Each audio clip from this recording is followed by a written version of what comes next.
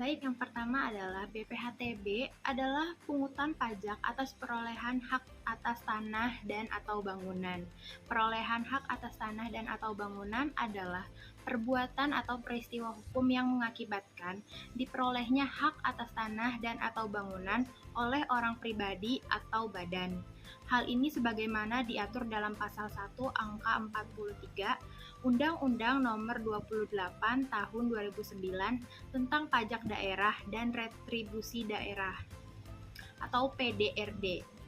Dalam beled ini disebutkan bahwa hak atas tanah dan atau bangunan adalah hak atas tanah termasuk hak pengelolaan beserta bangunan di atasnya.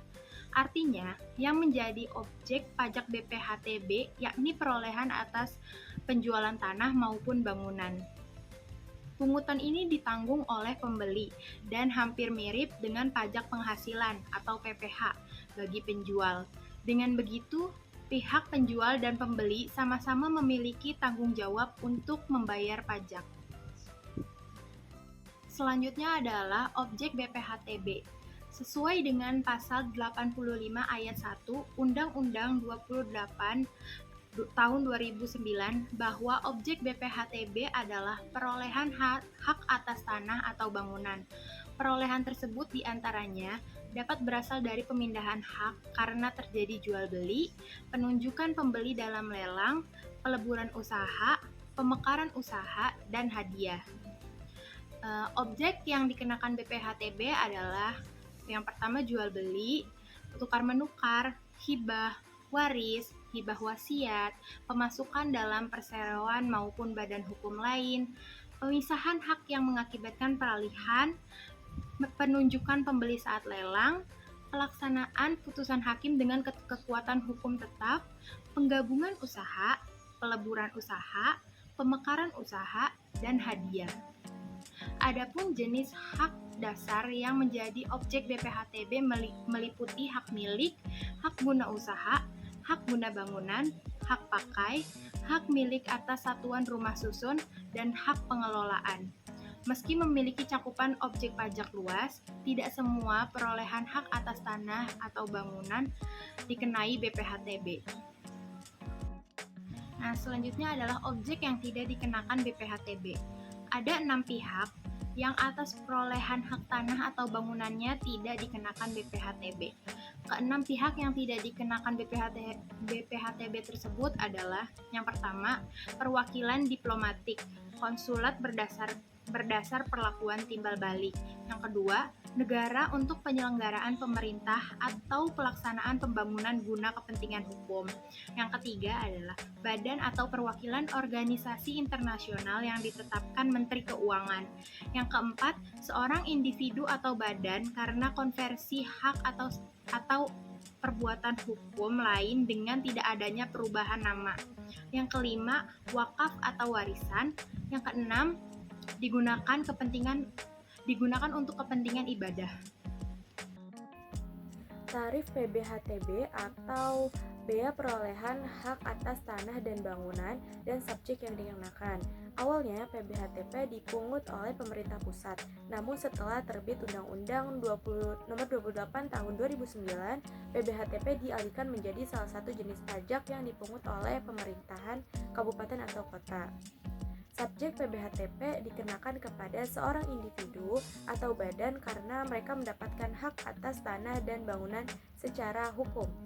Sesuai dengan pasal 88 ayat 1 Undang-Undang Perolehan Daerah dan Retribusi Daerah, tarif PBHTB sebesar 5% dari harga jual yang dikurangi dengan nilai perolehan objek pajak tidak dikenakan pajak atau NPOP-KTP. Perbedaan antara bea dan pajak.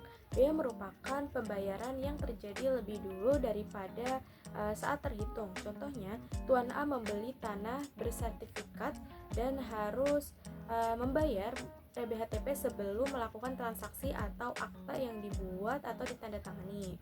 Sedangkan pajak merupakan pembayaran setelah adanya terhutang pajak. Contohnya, PTA harus menyetorkan ke kas negara setelah melakukan pemotongan PPh 21 atas gaji karyawan.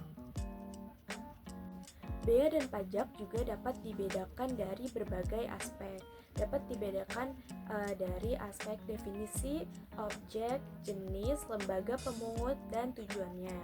Berdasarkan definisi, bea merupakan biaya atas kegiatan ekspor dan impor barang. Pajak merupakan iuran wajib kepada negara tanpa imbalan langsung. Berdasarkan objeknya, bea termasuk barang yang masuk atau impor dan barang yang keluar dari negara. Objek dari pajak yaitu pendapatan, barang konsumsi, kekayaan, dan lain sebagainya. Berdasarkan jenisnya, pajak terdapat PPh, PPN, PBB, dan lain sebagainya. Bea termasuk bea masuk dan bea keluar. Lembaga pemungut bea yaitu Direktorat Jenderal Bea dan Cukai atau DJPC, dan pajak lembaganya adalah Direktorat Jenderal Pajak atau DJP. Dan tujuan dari bea adalah pengaturan arus barang dan perlindungan industri dalam negeri. Tujuan dari pajak adalah untuk pendanaan negara dan pelayanan publik. Selanjutnya adalah syarat PBHTB. Ketika seseorang melakukan jual atau beli tanah atau tanah berikut bangunannya, maka ada beberapa persyaratan PBHTB yang harus dipenuhi. Yang pertama adalah surat setoran pajak atau SPPD PBHTB. Yang kedua adalah fotokopi surat pemberitahuan pajak terutang atau SPPT PBB untuk tahun yang bersangkutan. Yang ketiga adalah fotokopi KTP wajib pajak. Yang keempat adalah fotokopi surat tanda terima setoran atau STTS, atau juga bisa menggunakan struk ATM yang menjadi bukti pembayaran PBB atau pajak bumi dan bangunan untuk 5 tahun terakhir.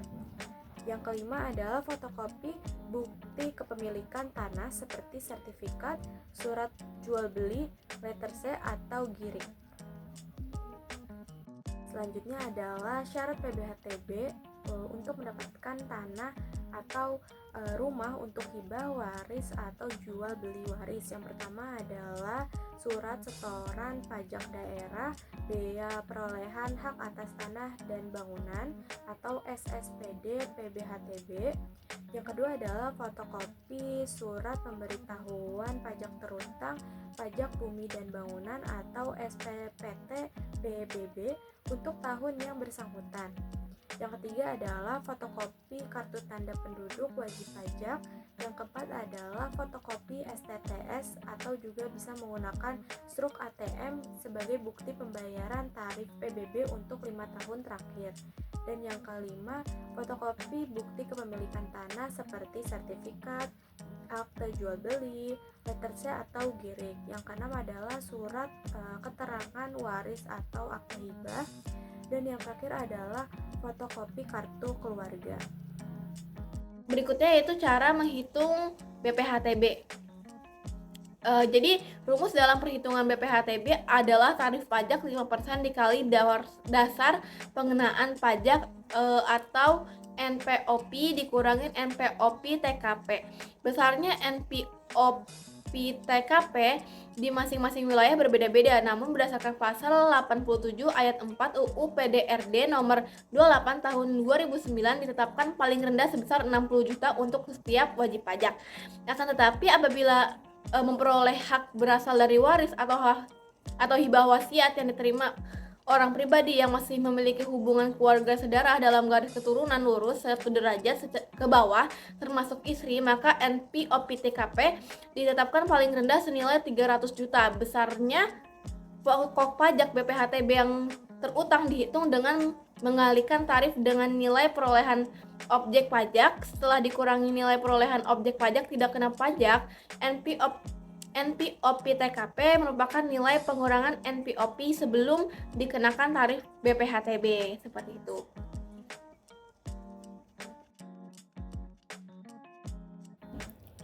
Selanjutnya adalah contoh kasus. Diperjualbelikan sebidang tanah kosong di Jakarta dengan luas 1000 meter persegi. NJOP atau nilai jual objek pajaknya adalah 1 juta per meter. Nilai jual objek pajak tidak kena pajaknya adalah 80 juta di DKI Jakarta. Harga kesepakatan antara penjual dan pembeli adalah 2 juta per meter. Maka nilai NPOP atau nilai perolehan objek pajaknya adalah 1000 dikali dengan 2 juta, yaitu 2 miliar. Besar PPh dan PBHTB-nya sebagai berikut. PPh atau pajak perolehannya yaitu dengan rumus 5% dikali NPOP, yaitu 5% dikali dengan 2 miliar, didapat 100 juta. PBHTB atau bea perolehan hak atas tanah dan bangunannya dengan rumus 5% dikali NPOP dikurang NPOP-TKP. 5% dikali dengan 2 miliar dikurangi dengan 80 juta, hasilnya adalah 96 juta.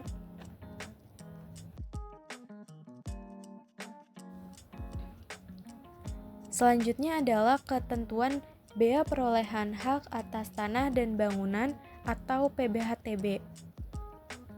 Yang pertama, setelah wajib pajak menyerahkan bukti PBHTB, pejabat pembuat akta tanah atau PPAT atau notaris dapat menandatangani akta pemindahan hak atas tanah dan bangunan. Yang kedua, kepala kantor yang membidangi pelayanan lelang negara dan kepala yang membidangi pertanahan juga dapat menandatangani risalah lelang perolehan hak tersebut setelah wajib pajak menyerahkan bukti pembayaran pajak. Yang ketiga adalah pembuatan akta atau risalah lelang yang akan dilaporkan kepada kepala daerah yang paling lambat tanggal 10 bulan berikutnya.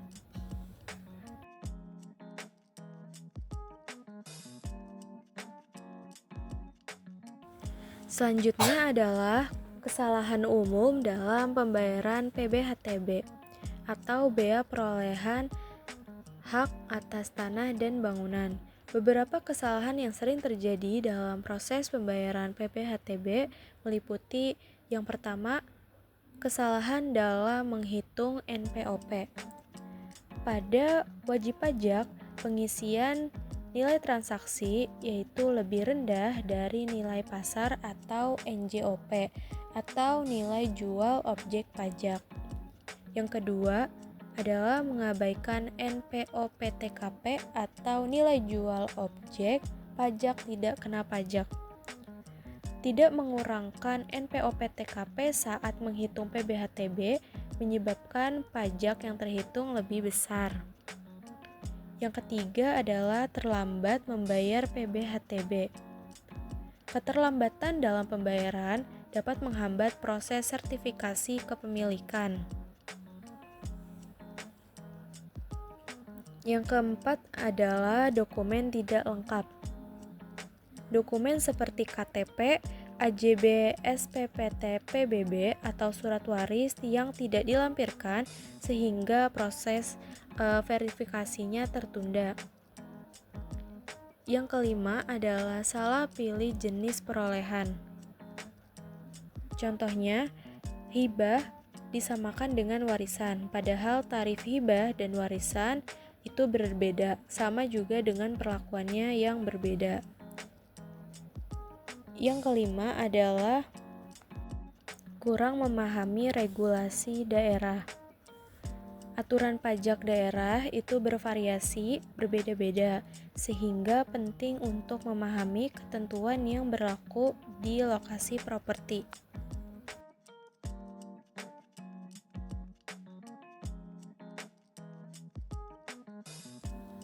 Selanjutnya adalah dampak PBHTB terhadap pendapatan daerah. Yang pertama, PBHTB menjadi sumber pendapatan asli daerah atau PAD yang strategis. PBHTB merupakan salah satu komponen utama PAD, terutama setelah desentralisasi fiskal pada Undang-Undang Nomor 28 Tahun 2009.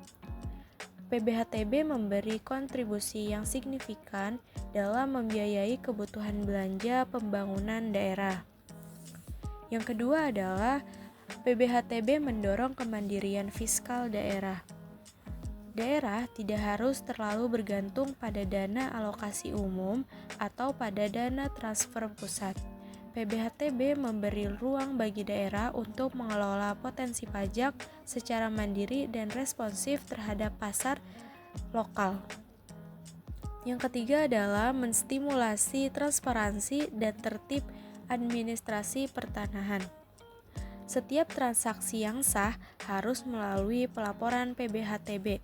Hal ini membantu dalam pendataan aset tanah dan bangunan, pembaruan basis data NJOP atau nilai jual objek pajak, dan juga sinkronisasi dengan BPN dan PPAT. Yang terakhir adalah peningkatan layanan publik. PBHTB dapat digunakan untuk infrastruktur dasar seperti jalan, drainase, atau perumahan rakyat. Dan juga dapat digunakan untuk layanan administrasi pertanahan yang lebih cepat dan juga mendukung digitalisasi layanan pajak daerah.